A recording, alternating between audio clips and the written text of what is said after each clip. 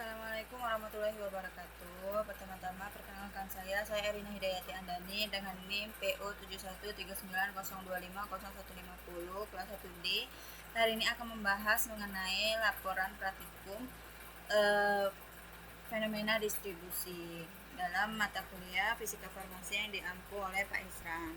Jadi di sini saya akan menjelaskan bahwa praktikum ini bertujuan untuk menstandarisasi larutan natrium hidroksida atau NaOH menggunakan asam oksalat sebagai baku primer serta menentukan koefisien distribusi asam salisilat dalam dua sistem fase yang tidak saling bercampur, yaitu fase polar dan fase nonpolar.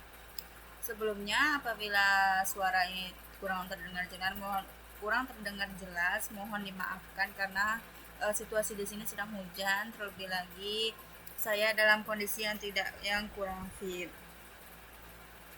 Lalu kita lanjutkan. Standarisasi larutan NaOH dengan asam oksalat atau disebut dengan pembakuan ini, langkah awal yang dilakukan dalam praktikum adalah standarisasi larutan NaOH atau pembakuan.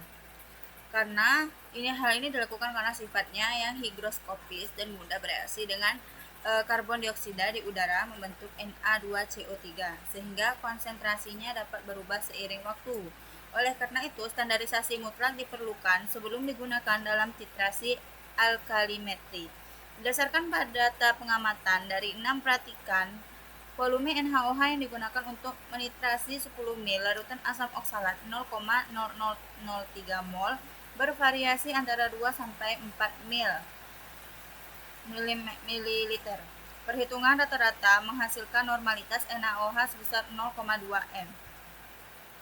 Faktor-faktor yang mempengaruhi variasi hasil distandari oleh 1. Sifat higroskopis NaOH.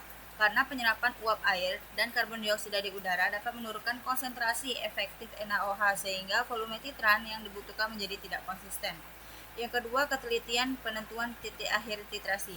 Penggunaan indikator fenolftalin atau PP memerlukan pengamatan visual terhadap perubahan warna dari bening menjadi merah muda seulas. Perbedaan sensitivitas mata antar praktikan menyebabkan variasi volume titran 2-4 ml.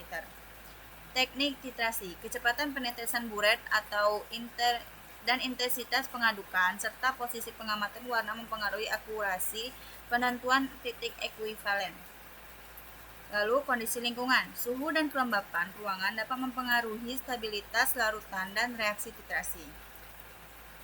Yang mana reaksi standar yang terjadi H2C2O4 ditambah 2 NaOH menjadi Na2C2O4 plus 2H2O. Perbandingan stokiometri 1:2. Nilai normalitas 0,2 N yang diperoleh akan menjadi faktor pengali krusial dalam perhitungan kadar asam salisilat pada tahap distribusi.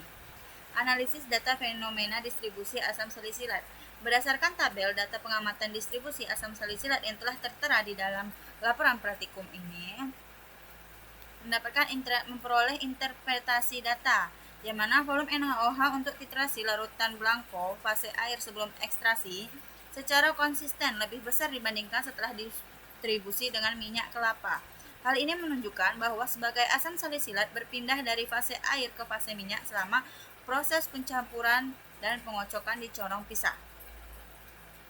Selisih volume titrasi yang bervariasi adalah 1,0 sampai 3,3 ml, mencerminkan perbedaan efisiensi distribusi antar praktikan yang dipengaruhi oleh teknik pengocokan dan pencapaian kesetimbangan. Perhitungan koefisien distribusi atau KD berdasarkan perhitungan yang dilakukan dengan normalitas 0,2 N, kadar asam salisilat dalam blanko atau fase air awal yaitu menggunakan rumus volume NaOH dikali normalitas NaOH dikali mR asam salisilat dibagi 1000 dikali 1000, yang mana hal ini memperoleh hasil 110,0496 mg. Kadar asam salisilat dalam ekstrak atau fase air setelah didistribusi diperoleh menggunakan rumus yang sama, yaitu 1 ml kadar 1 ml kadar asam salisilat atau volume NaOH 1 ml 1 ml volume NaOH 0,2 N yaitu normalitas NaOH serta mR asam salisilat yaitu 138,12. Hal itu semuanya sudah dioperasikan lalu dibagi dengan 100 dan dibagi dengan 1000 dan dikali dengan 1000 mendapatkan hasil 27,624 mg. Lalu kadar asam salisilat yang terdistribusikan ke fase minyak. Hal ini menggunakan perhitungan yang beda, yaitu kita akan mengurangkan kadar ekstrak dengan kadar blanko. Sehingga rumusnya adalah kadar blanko dikurang kadar ekstrak mendapatkan hasil kadar blanko yang kita punya itu 110,0496 mg dikurang dengan 27,624 mg menghasilkan 82,4256 mg. Sehingga koefisien distribusi yang didapat 2,9838 atau dibulatkan menjadi 3. Hal ini menggunakan rumus kadar asam salisilat dalam minyak dibagi dengan kadar asam salisilat dalam air atau hasil dalam minyak dibagi dengan blanko. Maka nilai kadar koefisien distribusi yang didapat adalah 3. Nilai koefisien distribusi yang lebih dari 1 menunjukkan bahwa asam salisilat memiliki afinitas lebih besar terhadap fase nonpolar atau minyak kelapa dibandingkan fase polar atau air. Hasil ini konsisten dengan sifat fisikokimia dalam salisilat yang bersifat lipofilik akibat adanya gugus aromatik benzena dan gugus hidroksil yang membentuk ikatan hidrogen intramolekuler sehingga mengurangi polaritas molekul secara keseluruhan. Secara kuantitatif, asam salisilat terdistribusi 3 kali lebih banyak ke dalam fase minyak dibanding dengan fase air pada kondisi keseimbangan. Berikut adalah faktor, mekanisme pengaruh dan dampak terhadap kadar koefisien distribusi, yaitu faktor pertama adalah waktu dan intensitas pengocokan. Pengocokan yang tidak optimal di corong pisah menghambat pencapaian keseimbangan distribusi atau NERNS. Dampaknya adalah koefisien distribusi tidak akurat, bisa lebih rendah jika distribusi belum sempurna. Hal ini dikarenakan pada sebelumnya asam salisilat adalah bisa dikatakan dengan kita sebut sebagai Ha, yang mana apabila dicampurkan ke dalam air maka akan terpisah menjadi H+ dan amin, yang mana ini bersifat bersifat nonpolar maksudnya. Nah, sedangkan apabila dicampurkan dengan minyak dan dikocok kembali, maka mereka berdua akan kembali bersatu sehingga itu akan menyebabkan ikatan Ha+ kembali, Ha kembali, yang mana itu merupakan ikatan polar. Sehingga ketika sebelum dan sesudah pengocokan dengan minyak, maka kadar H+ dan amin di dalam asam salisilat itu akan berkurang karena kebanyakan dari mereka telah terikat dengan minyak dikarenakan di fase berubahnya dengan Ha atau polar, mereka telah berikatan dengan minyak sehingga mereka tinggal dengan minyak. Jadi sisa yang H+ atau amin atau yang bersifat polar bersifat suka air itu ada di sisanya. Itulah pokoknya. Lalu suhu lingkungan. Faktor berikutnya adalah suhu lingkungan. Kelarutan asam salisilat dalam air meningkat seiring kenaikan suhu atau endotermik. Sedangkan dalam minyak relatif stabil. Fluktuasi suhu dapat mengubah nilai KD semu atau kontrol suhu penting untuk reproduktabilitas. Yang ketiga, ketelitian visual titik akhir titrasi. Variasi penentuan warna merah muda seulas pada indikator PP menyebabkan perbedaan volume NaOH antar praktikan 1 sampai 6,5 mili. Dampaknya adalah kesalahan sistematik dalam perhitungan kadar mempengaruhi akurasi kadar koefisien distribusi. Yang keempat, kemurnian bahan dan stabilitas larutan. Degradasi asam salisilat oleh oksidasi atau penguapan pelarut dalam mengubah konsentrasi awal sebelum ekstraksi mengakibatkan konsentrasi zat terlarut tidak sesuai teori menyebabkan deviasi hasil. Lalu yang terakhir, volume dan rasio fase pelarut. Perbandingan volume air dan minyak yaitu 50 mili banding 50 mili mempengaruhi distribusi. Yang dampaknya adalah Koefisien distribusi teoritis hanya valid pada rasio fase tertentu dan suhu tetap. Satu lagi adalah perubahan rasio akan mengubah nilai koefisien distribusi semu akibat dari volume dan rasio fase pelarut. Nah, yang terakhir adalah pH larutan. Asam salisilat atau pKa yang mana mempunyai pH 2,97 dapat terionisasi pada pH tinggi, meningkatkan kelarutan dalam fase air. Ion yang mana dampaknya adalah ionisasi mengurangi fraksi molekul netral yang dapat berpartisipasi ke fase minyak. Relevansi farmaseutik fenomen distribusi ini adalah pemahaman fenomena distribusi asam salisilat memiliki aplikasi penting dalam pengembangan sediaan farmasi, yaitu formulasi sediaan topikal. Asam salisilat yang lebih larut dalam fase lemak atau koefisien distribusi yang lebih dari 1 akan lebih mudah menembus stratum corneum kulit yang bersifat lipofilik sehingga efektif sebagai kreatolitik pada sediaan salep, krim atau lotion. Prediksi absorpsi dan distribusi obat, nilai koefisien membantu memperoleh perilaku obat dalam tubuh yang memiliki kompartemen polar atau plasma darah dan non-polar jaringan diposa dan membran sel. Obat dengan koefisien distribusi tinggi cenderung terakumulasi di jaringan lemak. Desain sistem penghantaran obat. Pemilihan pelarut atau pembawa yang dapat berdasarkan sifat partisipasi obat dalam meningkatkan bioavailabilitas dan efek terapeutik. Yang terakhir, ekstraksi dan pemurnian senyawa aktif. Prinsip distribusi digunakan dalam teknik ekstraksi cair untuk memisahkan senyawa target dari campuran kompleks. Baiklah, di sini kita akan mengoreksi beberapa kesalahan yang ada di dalam sini, yaitu seperti data yang terdapat pada pembakuan itu rata-rata hampir tidak ada yang mendekati 10, yang mana 10 itu merupakan data ideal yang kita ambil dari buret ini tadi. Nah, sedangkan yang kita pakai NaOH yang seharusnya itu memiliki normalitas 0,1, tapi pada pembuatan NaOH dalam praktiknya itu malah menjadi 0,2. Baiklah, kita di sini akan menganalisis kesalahan kenapa hal itu bisa terjadi. Analisis awal, secara stoikiometri, jika target pembuatan NaOH adalah 0,1 normalitas, maka volume yang diharapkan untuk menetrasi 10 mili asam oksalat berdasarkan perhitungan mol di laporan, yaitu 0,003 mol asam oksalat. Hal ini membutuhkan 0,006 mol basa atau adalah sekitar 6 mili.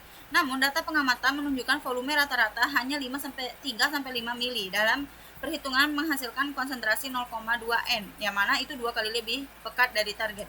Berikut adalah faktor-faktor penyebab yang bisa mendapatkan kenapa kita menjadi salah di sini. Yang satu pertama adalah penguapan pelarut atau evaporasi pada larutan NaOH. Ini adalah penyebab fisika kimia yang paling mungkin membuat konsentrasi NaOH menjadi 2 kali lipat, yang mana akhirnya kita mendapatkan 0,2 net normalitas. Larutan NaOH yang disimpan dalam wadah yang tidak tertutup rapat sempurna, misalnya sumbat botolong akibat ekspansi termal atau diletakkan di lingkungan yang suhu ruang yang cukup tinggi atau ventilasi kuat, akan mengalami penguapan air atau pelarut secara perlahan. Dampaknya adalah ketika volume air berkurang atau misalnya menguap hingga setengahnya, jumlah mol NaOH tetap sama tetapi volumenya berkurang. Hal ini menyebabkan konsentrasi molaritas meningkat secara drastis. Korelasi data akibat hal-hal yang sebelumnya adalah karena NaOH menjadi sangat pekat, yaitu 0,2 N, yang mana yang kita dapatkan. Volume yang dibutuhkan untuk menetralkan asam oksalat menjadi sangat sedikit, hanya butuh setengah volume dari seharusnya, yaitu sekitar 3,5 mili.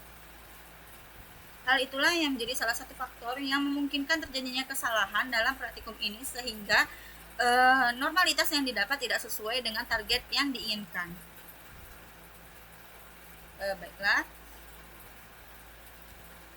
terlepas dari laporan yang salah saya susun, sepemahaman saya mengenai praktikum ini adalah ketika kita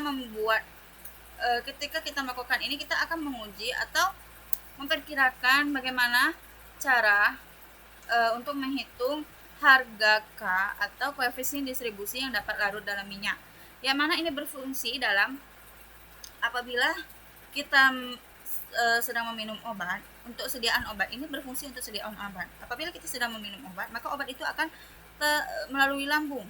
Nah, ada beberapa obat yang memang harus diserap di dalam lambung, seperti ya ada beberapa obat misalnya kan, yang mana kita harus menembus pembuluh darah lambung. Sedangkan di dalam tubuh kita pembuluh darah itu dilapisi oleh minyak. Nah, apabila sediaan obat tersebut tidak dapat menembus minyak atau bersifat polar, maka dia tidak akan dapat menembus lapisan minyak, sehingga tidak dapat menembus pembuluh darah dan tidak dapat untuk melepaskan zat aktifnya. Oleh karena itu kita melakukan praktikum ini agar kita mengetahui mekanismenya bagaimana dan kenapa obat itu dapat masuk dalam pembuluh darah. Nah, seperti tadi, obat awalnya, rata-rata obat hampir semuanya itu bersifat nonpolar atau suka minyak. Nah, jadi bagaimana supaya mereka tuh bisa menembus? Sedangkan ketika dimasukkan ke dalam air, maka HA ini tadi atau nonpolar ini tadi akan berubah menjadi polar, yaitu suka air. Sehingga apabila sudah masuk nih dalam air, terus minum kita, sedangkan posisinya itu masih bersifat polar, maka dia tidak akan bisa menembus. Jadi dengan kita belajar ini, dengan kita praktik ini, kita akan tahu bagaimana cara menaikkan harga K agar obat yang masuk itu banyak yang terserap oleh tubuh ketimbang yang keluar, yang keluar, yang tidak terserap oleh tubuh, begitu. Praktikum ini awalnya itu dilakukan dengan pembakuan, lalu pembuatan belangko sebagai pembanding, dan lalu melakukan ekstraksi terhadap minyak. Berikut adalah foto dokumentasi yang dilakukan ketika melakukan praktikum ini.